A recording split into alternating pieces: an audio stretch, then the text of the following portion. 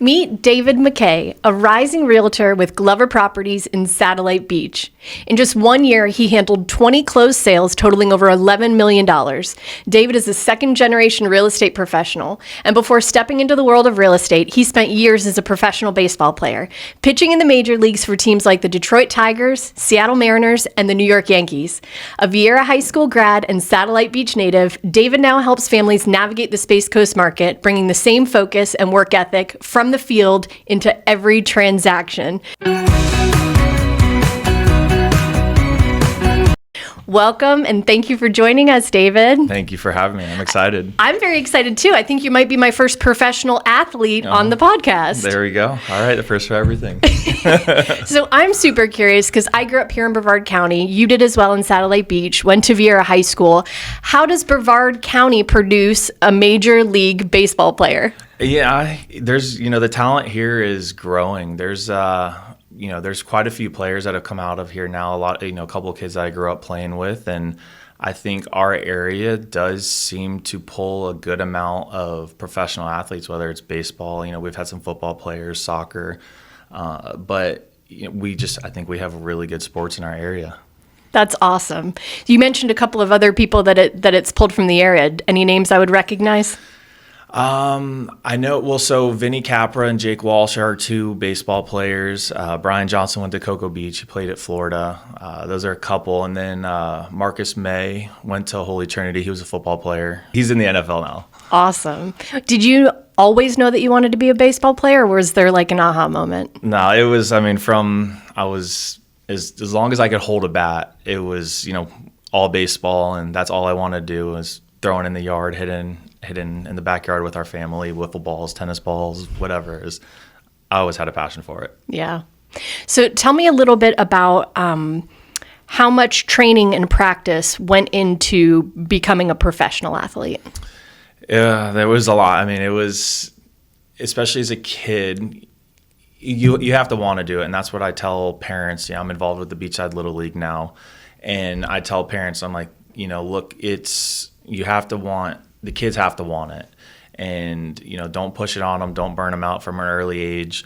But my brother and I, we always wanted to go to the field, we wanted to play in the yard, we wanted to do stuff like that. And then professionally, it was you had the whole season, 8 months, and then you come home and you train for another 5 or 4. It just never stopped. Yeah, Brevard tends to create some outdoorsy kids. Would you agree? I agree.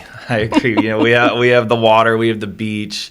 We have a lot of things to do outdoors. Yeah. What was your biggest achievement in baseball?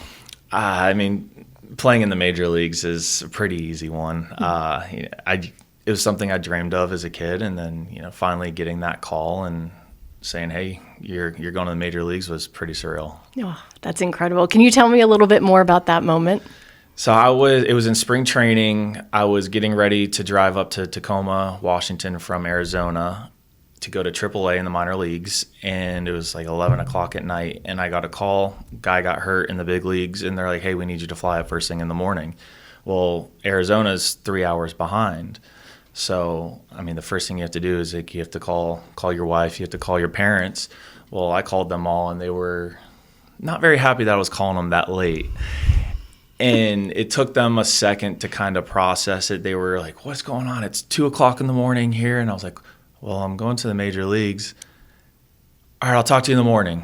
You're kidding. And then it took I think it took a minute for them to process. They were still waking up and just kind of out of the blue. And all of a sudden, they called me back like, "Oh my God." Like freaking out. Yeah. It was really cool. It took them a minute to wipe the sleep from their eyes and realize that it wasn't a dream. Yes, exactly. Pretty much. That's like a movie moment for sure. Awesome. Yeah, it was. So what was the hardest part of being a professional athlete?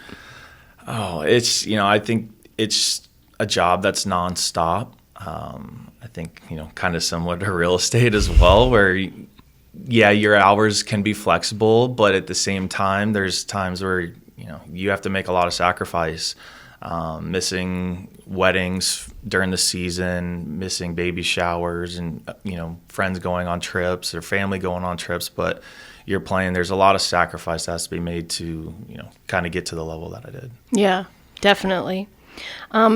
You mentioned a lot of sacrifices and that it does relate a little bit to real estate. Can you tell me a little bit more about that?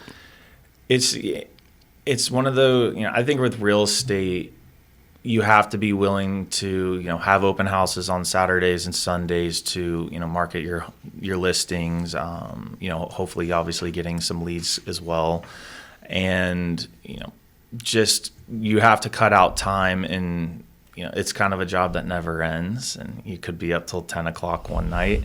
The day could end at 5 or, the next day, but it's something that you do have to, the schedule just, you really don't know what it looks like at the end of the day. So how does someone make a transition from being a professional athlete to going into real estate?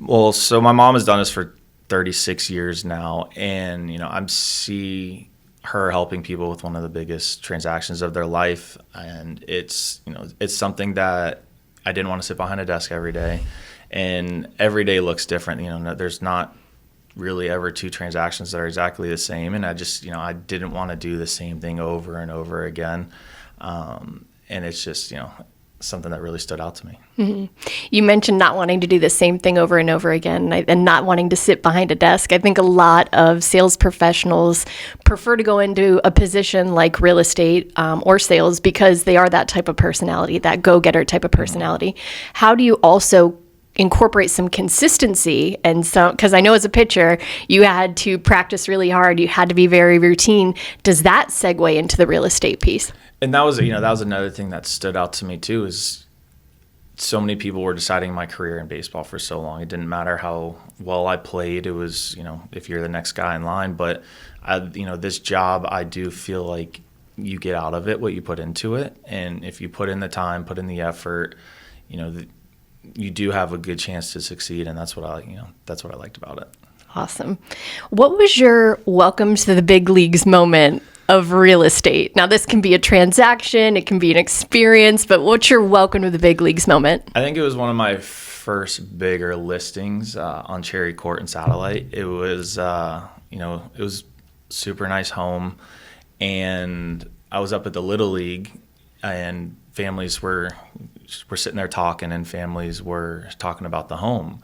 And they're like, oh my gosh, did you see this house that just came up? Did you see the backyard? Did you see the turf, the pool, like the marble, all this stuff? And I was like, yeah, I saw it. I was like, I have it listed. And, and then they kind of were like, really? And that was kind of the moment that I felt like I got a little more credit, and people kind of, realized like I am, I'm someone they can go to, hopefully, down the road and trust, and like they're having that listing. So yeah, that's like you're getting your call up to the major leagues. Yeah. That was your moment in real estate. Yeah, getting a little street cred over in Satellite Beach. I love it. So any curveball moments so far in real estate? Do you like all my baseball puns? I do like them. I think it's there's so many of them, and if you find the way to do them, and they're perfect. No, I think I did have a deal recently that it was a non-conventional loan. It was something that was difficult. The lender ended up having to go out of their company to get the deal done. Well, we already had to delay closing. The appraiser came back and said, hey, we need repairs now. And I'm like, oh my gosh. And, scrambling real quick, and, it was stucco on the windowsill, on the outside was cracking. Well, I was over there at 9 o'clock at night with my headlight, patching up stucco because the appraiser was supposed to be there in the morning. And I was like, we need to get this done, and I need to make sure it looks good. And so I was over there with my headlight. I'm fairly handy. So, I was over there patching it up, trying to get this deal to close, and it ended up closing. Is that something that we can add to your resume? Stucco repair, professional baseball, real estate extraordinaire? Yeah. I've stored boats in my driveway for clients. I'm full service. Above and beyond. Yes. Awesome. What is your take currently on the market? Is it a good time to buy or sell right now? It's definitely a time to buy. There's a lot of homes out there, and there's not as many buyers. And, I think you find a home you like, you have a good chance as long as, making a fairly fair offer. you have a good chance of getting. You're not competing with too many other buyers coming in. There's not too many multiple offer situations. So, at the end of the day, people aren't knocking down doors to get in. If you get in, you make, reasonable offer, you do have a good chance. And the good thing is a lot of homes are selling for under asking, which is definitely very appealing for buyers. Yeah. You mentioned the buyer's market, or that it is a good time for buyers. Can you tell me a little bit more about that in terms of inventory right now? Yeah, there's a lot of homes available, and the biggest thing, obviously interest rates, they're still a little higher than what they were a couple of years ago, but they are coming down. People are still they're wanting to buy homes that are updated, more move-in ready. The fixer-uppers, for the most part, are, sitting a little longer, unless, it's a good deal and an investor comes in. But for the most part, these families and couples that are wanting to purchase these homes, they're wanting something more move-in ready because they don't want to have to come in and do all the renovations. Yeah, I definitely hear you on that, especially for investors right now. Unless you have somebody that's willing to come in and do all that work before putting it on the market with inventory where it's at, people kind of want turnkey right now. So what have you learned about helping families win specifically in this market? I guess so. I'll go to the seller side. I just talked about the buyers, but on the seller side, it's just preparing them. And one, the market's not what it was a couple of years ago when possibly a lot of these people have bought. They were submitting offers 50, 60,000 over asking and praying that they got it, writing letters to these sellers. But now, it's just kind of preparing them that their home may take a little longer to sell, and that, pricing it to leave room for negotiations is probably not the best strategy anymore.